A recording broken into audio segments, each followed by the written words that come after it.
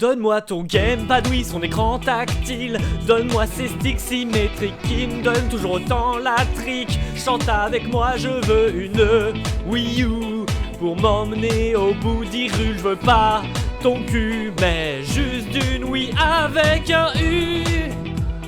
Y'a que cette console qui arrive à me faire chanter. En même temps, je vois plus trop comment me renouveler. Ça fait 8 ans que je vous la présente et j'ai le sentiment que je vous ai déjà dit tout ce que j'avais à vous en dire. C'est triste, ça veut dire que j'ai plus de raison de sortir de nouvelles vidéos dessus maintenant que la 3DS l'a remplacée sur ma chaîne. Ben à moins qu'un nouveau sujet original me vienne là comme par magie, il vous reste plus qu'à fouiller dans l'historique de ma page YouTube si vous voulez votre dose de Wii U.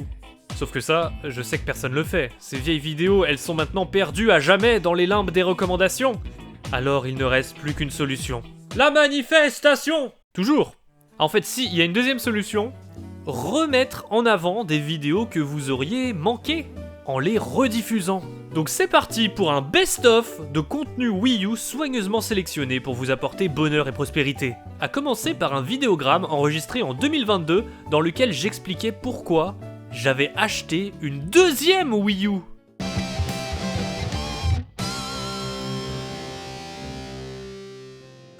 J'ai acheté ma Wii U en 2017 après avoir acheté une Switch. Et ce fut le début d'une grande histoire. 5 ans plus tard, en 2022, j'ai décidé d'en acheter une deuxième. Et je vais vous expliquer pourquoi. Déjà avec le temps, j'ai réalisé que la Wii U était une console avec un super catalogue de jeux, mais ça vous le savez déjà. J'ai kiffé la Wii U pour les mêmes raisons que j'ai kiffé la Switch à ses débuts. Parce que c'est la console qui m'a réconcilié avec les licences Nintendo, après les avoir un peu boudées pendant la période Wii. Et en HD, c'était du bon boulot. Les jeux ont pris du temps à arriver sur Wii U, c'est vrai. C'était le line-up et la première année de vie qui ont été fatales pour sa réputation. Mais ensuite, franchement, Nintendo a géré son passage à la HD, et rien que pour ça, je trouve que c'est une console mémorable dans l'histoire de la firme. Je dis pas que c'est la meilleure, mais elle représente pas rien. Et je pense que d'ici quelques temps, les gens voudront compléter leur collection Nintendo, et verront qu'il y a que la Wii U qui leur manque. Les enfants qui l'ont eu à l'époque auront envie de se la racheter par nostalgie, et comme elle s'est pas super bien vendue, et que plus le temps va passer, plus ça va être compliqué de trouver une console complète avec le gamepad en super état, bah je pense vraiment qu'un peu comme le Virtual Boy, la Wii U risque de se mettre à côté d'ici quelques années. Or, moi j'en ai qu'une, s'il lui arrive quelque chose d'ici là, j'ai pas envie d'en repayer une plus chère. Donc l'idée m'est venue d'être prévoyant, de profiter du fait qu'elle soit très abordable aujourd'hui pour me choper une console de secours. Seulement, autant pas prendre le même modèle. J'ai toujours joué sur une Wii U noire. J'ai l'impression que c'est celle que tout le monde avait parce qu'à l'époque c'était le bundle le plus rentable. Pour 350€, t'avais une console 32Go avec plein d'accessoires, le jeu Nintendo Land, et avec une couleur qui contrastait enfin avec l'époque casual de Nintendo. C'était le blanc qui nous venait tout de suite en tête quand on pensait à la DS et la Wii. Donc le fait qu'en même temps ils sortent une Wii U blanche, ça donnait pas trop envie. Ça faisait pas gamer. Et ça faisait pas assez nouvelle console par rapport à la Wii pour que le grand public ait envie de remplacer leur machine à jouer à Wii Sport. D'ailleurs, on en parle du design de la Wii U. Je comprends qu'ils misaient tout sur la mablette, mais waouh! Même la Wii et ses contours rectangulaires avaient déjà tellement plus de charisme. Et donc cette Wii U blanche pour seulement 50€ de moins que le modèle noir, perdait tous les accessoires du bundle, perdait Nintendo Land, et on redescendait sur un stockage de 8Go, ce qui était ridicule pour une console de salon HD à cette époque. C'est pour ça qu'aujourd'hui, les Wii U noirs sont beaucoup plus faciles à trouver. Mais cette pseudo-rareté m'a intrigué. J'ai tellement associé la Wii U à la couleur noire, que mon deuxième modèle, je voulais qu'il soit blanc. Un peu comme les acheteurs de la Switch OLED qui ont l'impression d'avoir une toute nouvelle console parce que les Joy-Con et le dock sont blancs aussi. Sauf qu'une Wii U blanche d'occasion, c'est pas le même prix, c'est 6 fois moins cher qu'une Switch OLED. Donc je l'ai fait, j'ai racheté une Wii U en 2022, et ça fait trop bizarre d'avoir un nouveau gamepad aussi clair. Mais je suis content, c'est marrant. Maintenant j'ai une console craquée et une console legit. C'est ça aussi quand t'as deux consoles, t'as moins peur de faire des bidouilles sur l'une d'entre elles. Quitte à en choisir une à craquer, autant prendre la blanche, vu que dans tous les cas tu vas devoir compléter avec un stockage USB si tu veux mettre plein de jeux dessus. Et voilà, ni vu ni connu. Et dois-je vraiment vous le rappeler, acheter des jeux en boîte d'occasion, d'accord c'est vraiment pas cher, surtout en lot, Mais une Wii U craquée, c'est une tuerie, notamment pour se prendre tous les jeux des maths aux consoles virtuelles comme les jeux DS ou 64. Et puis, autant il y a des consoles craquées, faut chercher sur Google ou télécharger les jeux, autant sur Wii U c'est tellement simple. Je vais pas rentrer dans les détails, mais chercher des tutos sur YouTube. Et puis, la Wii U te permet de rejouer à tes vieux jeux Wii en HDMI. C'est pas rien ça aussi. C'est bon, je vous ai convaincu ? Alors rentrons dans le vif du sujet avec un guide d'achat si vous voulez vous en procurer une. Je vous donne quelques conseils. D'abord, la console. Comptez plus ou moins 70€ sans la boîte. Pensez à vérifier que le gamepad est bien inclus, hein. Et je le répéterai jamais assez, que ça soit dans mon guide du débutant Super Nintendo, mon guide PlayStation 1, GameCube et maintenant Wii U, n'achetez pas l'annonce la moins chère. Économisez un peu plus longtemps pour vous prendre un lot qui s'avérera bien plus rentable. Fouillez sur Leboncoin et Vinted, un paquet de gens se débarrassent de leur Wii U avec une dizaine de jeux, et surtout la masse de Wiimote, Nunchuk et manettes classiques en tout genre. C'est ces annonces-là qu'il faut scruter, parce que si vous achetez une console nue et que plus tard vous cherchez des manettes supplémentaires, ça va vous revenir bien plus cher vendues séparément. Et au pire, s'il y a des trucs en trop, tu peux les remettre en vente sur internet très facilement pour récupérer une partie de ton argent. Si vous trouvez une manette Pro Wii U, c'est pas mal, mais après réflexion, c'est pas une manette que je vous conseille en priorité pour un premier achat. Plein de jeux sont pas compatibles, contrairement aux Wiimote qui sont indispensables en multijoueur, et pour la rétrocompatibilité, oui, l'oubliez pas. Et puis même s'il faut un petit temps d'adaptation pour s'habituer au placement des boutons sur une manette Pro Wii U, elle est quand même vachement agréable en main. Et donc, si tu la découvres trop tôt, tu vas vite être démotivé de retourner jouer sur le gamepad. Or c'est aussi ça l'intérêt de la machine. Donc ma reco, c'est de jouer le jeu de la Wii U en s'habituant dans un premier temps à la tablette. Et en parlant de jeux qui exploitent le Wii U Gamepad, je vous conseille de rapidement acheter Nintendo Land, qui offre une multitude de petites expériences rigolotes, surtout en multijoueur. C'est pour ça qu'il faut se choper des Wiimotes dans son lot, avec le Motion Plus intégré de préférence.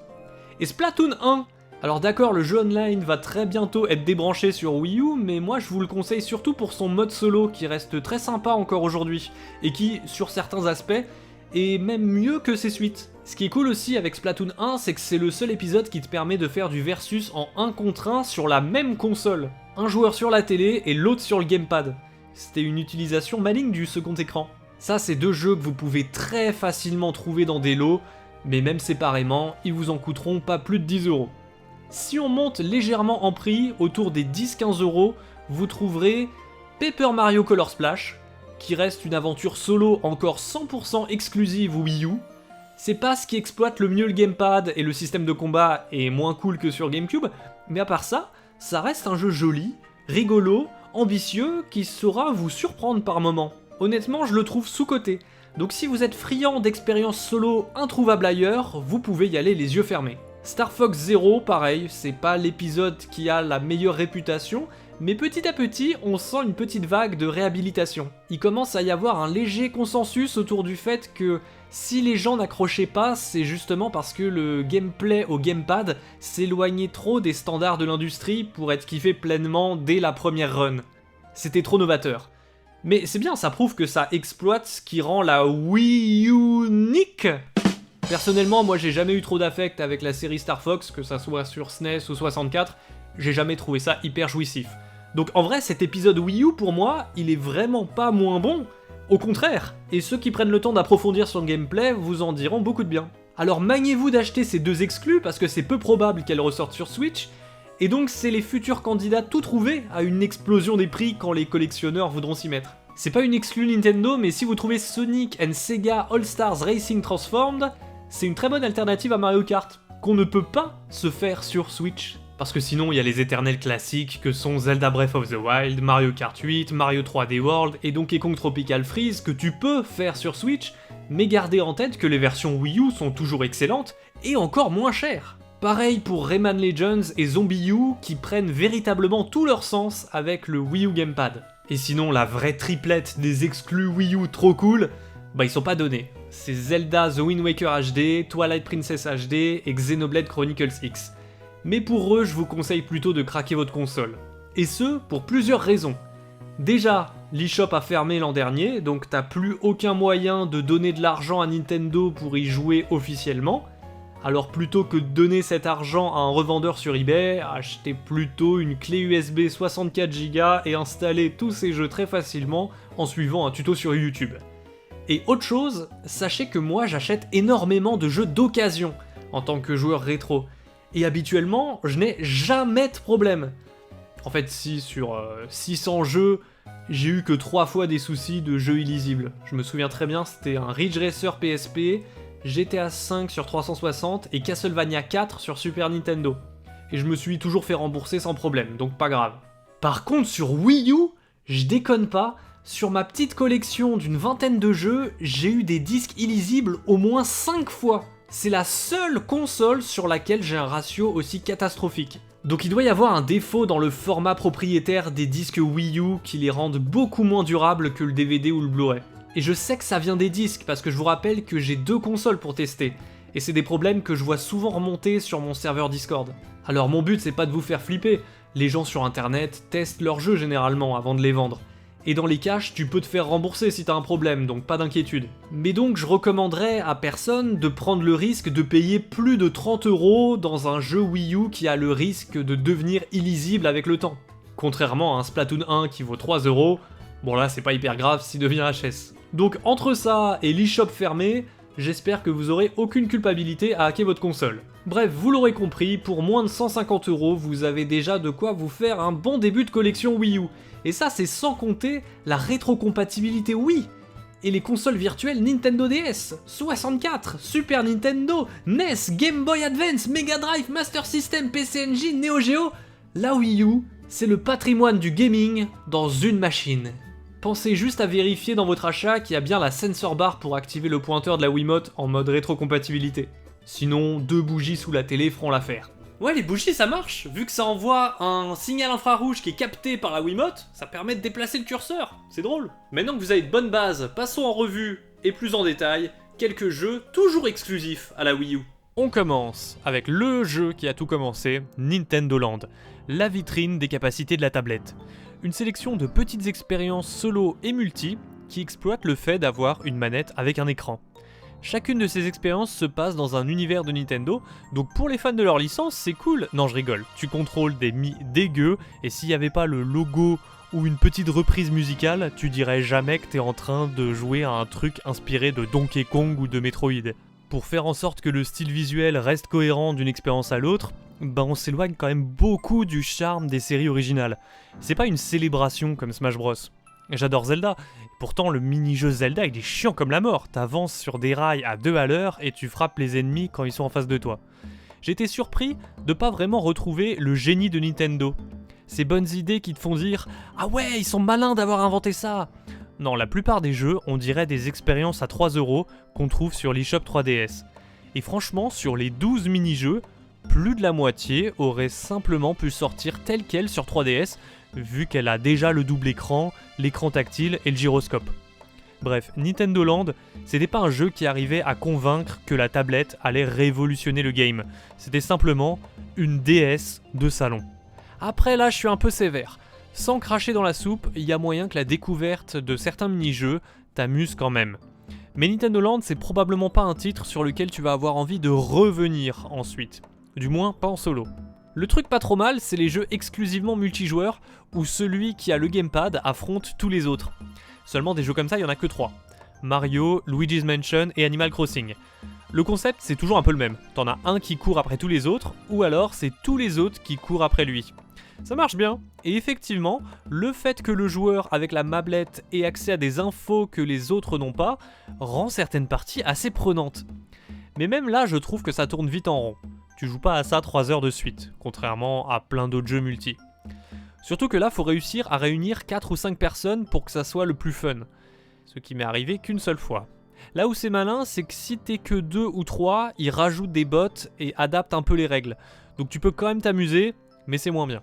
Nintendo Land, faut voir ça comme une démo pas très profonde.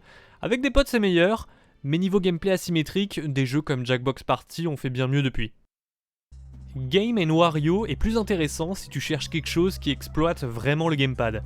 C'est aussi une sélection d'une dizaine d'expériences, mais elles sont un poil plus inventives. Le multijoueur il est original parce qu'il nécessite pas d'avoir des Wiimotes. Avec seulement une télé et une mablette, il a trouvé le moyen de créer des concepts compétitifs ingénieux. On quitte les compilations expérimentales avec Devil's Third. Pour la petite histoire, il devait sortir sur PS3 et 360, mais il a été annulé pour des raisons financières. Un peu comme pour Bayonetta 2, Nintendo a repris la main dessus pour pouvoir le sortir en exclu. Et c'est un jeu plutôt recherché, qui a son petit noyau de fans, très fier de pouvoir compter un jeu qu'aucune autre console n'a. Le souci pour moi, c'est que c'est un beat'em all.